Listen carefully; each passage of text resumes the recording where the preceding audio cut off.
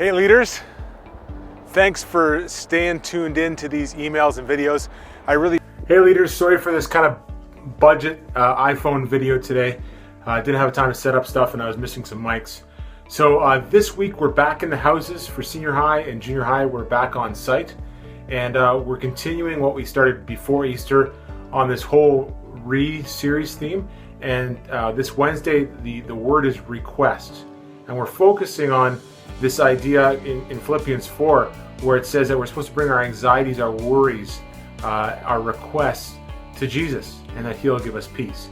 And so if you want to look up Philippians 4, 6-7 to get prepared, or look on the app and look at the Devo material, it's also in this email. There's a bunch of links, actually, a bunch of files in this email you can look at. I've also put in, there's an appendix which is added to the curriculum, and we also have the devotional schedule. If you can't remember when you're scheduled, we have the junior high hosting schedule and an outline for what those resonates look like, and then also the announcements, especially for house leaders, but also in your small groups, so you can announce the events that are coming up. So in the emails, we've been doing this thing. Is a few weeks ago actually. We were talking about this post from Carrie Newhoff called 21 things that all great leaders do. And you can read the whole blog if you click on the link in the email. We're talking about the 21, but we're not doing them all at once. We're breaking them down into 7 chunks, and this is the kind of 5th installment of that. So we're doing 3 at a time. The 3 this week are number 15, number 16, and number 17. So we're talking about taking the high road. We're talking about pushing through your fears.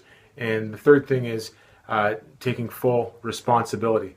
And so I would love to hear about this from you. Which one of these ones are you going to take on this week and practice? So the first one, take the high road. And I'm just going to read it from the email. So if you're wondering why I'm looking this way, it's because I'm reading the email. It's really easy for anyone to be sucked into the vortex of the low road. We can get into arguments, we can get into accusations, and kind of the no good gossip, and fairly easily we can do that. When students have issues with kind of specific people, where they're at odds with somebody, it's good for us to listen and to hear them out and hear where they're at. But it shouldn't stop there. It's even better, and it's great for us as leaders to take the conversation from there and encourage students to work it out with that particular person.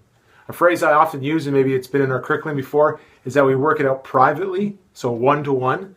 We work it out personally, so face-to-face, not in an instant message where tone can be misread.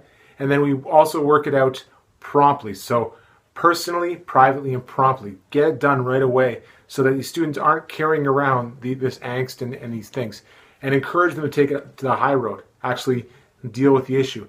And lead that way yourself. If there's issues you have with somebody, don't get into accusation and building your camp, but actually take the high road and deal with that. And forgive. As Kerry says in his post, people who take the high road are kind. They are prepared to be misunderstood. And they forgive and they show grace. And so take the high road. Similarly, great leaders push through their fears. Great leaders definitely have fears. They have questions like, will I be able to lead this group well? Will I be used by God? Will I get in the way of what God wants to do? Will students respect my leadership? Will it be too cheesy, or will it be misunderstood when I present? These can be some fears that leaders have, but great leaders still lead with those fears. We trust that God is at work in us, and that He has purposed us to do this job, and that He wants to actually use us in our roles as leaders. Finally, great leaders take responsibility. Kerry says, and I would agree with him, weak leaders blame.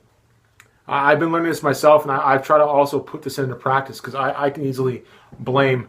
When I make mistakes, or we make mistakes and miscommunicate and we have failures, it's really easy to just kind of blame someone or blame something else, circumstance or a thing. As we lead in our groups, if you're late or unprepared or you hurt somebody, then own that. Ask for forgiveness. Take the blame for that. Even if it's like 5% your fault and 95% something else or somebody else, own your part. As you do that, as you lead that way, students will follow that.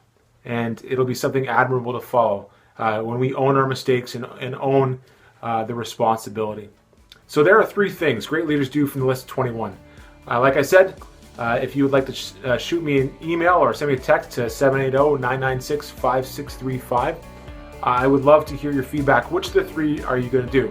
And you can just send me a quick message just saying high road, or push through fears, or responsibility.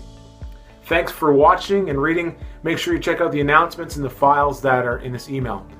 We'll talk to you next week, and some of you at junior high, I'll see you tomorrow night.